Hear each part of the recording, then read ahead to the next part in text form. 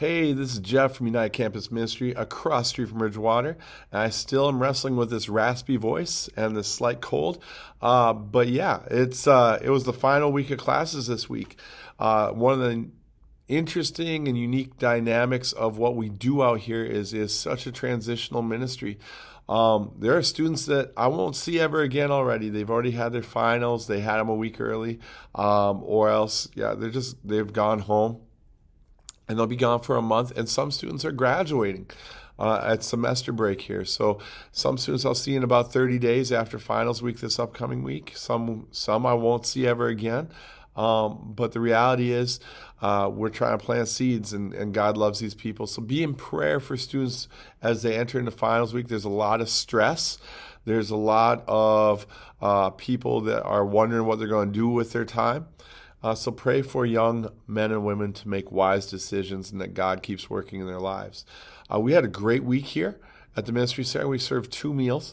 And on Tuesday, we had a first-time student come in, non-traditional, and she came in and she asked a question. We're talking about the question today was something you can't live without.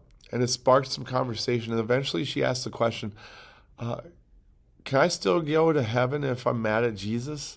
And so that led to some more discussion and more discussion and more discussion, trying to dig into like the roots of what she was thinking and how she got there. And this lady who had never been in the ministry center left after probably about 45 minutes to an hour. It was wonderful. She had made a new friend here and made some connections and played Minnesota bingo to find out who they knew together. And yeah, it was just good. We've done some awesome benevolence this week. We've helped some people in major ways that it's been great to be able to be a blessing. But yeah, the question of what can't you live without just kept ringing in my heart as we were asking it. And there's a lot of stuff that we think we can't live without, and there's a lot of stuff that's really important to us. But like even more important than your physical needs are your spiritual needs. And so when we think about this and when we talk to the kids, we try to emphasize this. Like Jesus is more important and longer lasting than your loved ones. Even like those are important people. Your pets are important things. Your vehicles are important. You need them. Your phone is important. You need it. But what you need more than all those things is Jesus. And so we got to emphasize that. And the things about life, when you lose some of those things, some of them can be replaced, some are irreplaceable, but your hope can be sustainable in Jesus. So then this week was something you were hoping for. That was the second question of this week. And a lot of people are just hoping for grades or to get some more finances or to have the courage to propose to their girlfriend or just stuff like that, but real things. So be in prayer for those things. Those are walking, living, breathing prayer requests that these kids put their ultimate hope in Jesus, but can chase and pursue some of the passions of their heart. As we move forward, I've kind of teased it the last couple of videos. We are in the midst of doing a fundraising campaign. We are going to kick it off and run really hard after this. We are taking bids and trying to decide who's going to help build our building. We're looking at expanding this building. We've been overflowing it for years, multiple times a week, and the community is growing our direction. We see more and more people from the community coming in here, but there's also hundreds of new families out at just within a mile of here at the new apartments.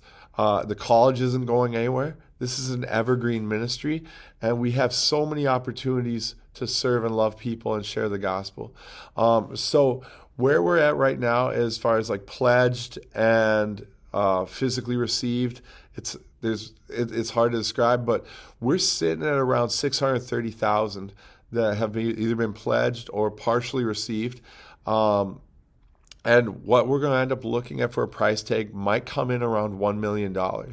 I know that's a big number. I know our budget for United Campus Ministry floats around $35,000 a year. Inflations and things like that have driven up our costs a little bit. But that includes like my salary. That includes all of the bills we have to pay.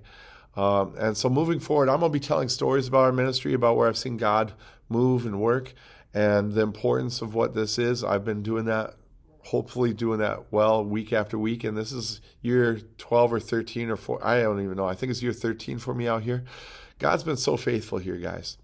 And I can see this place being like I've told my board now, we're not even having to go to the community. The community is literally expanding our direction with how the building has been going in the community, with apartments and people moving. So God is bringing people here. We have a prime location. We have an opportunity to steward this opportunity. And so be on the lookout. We're going to be flooding you probably with information about that and hopes.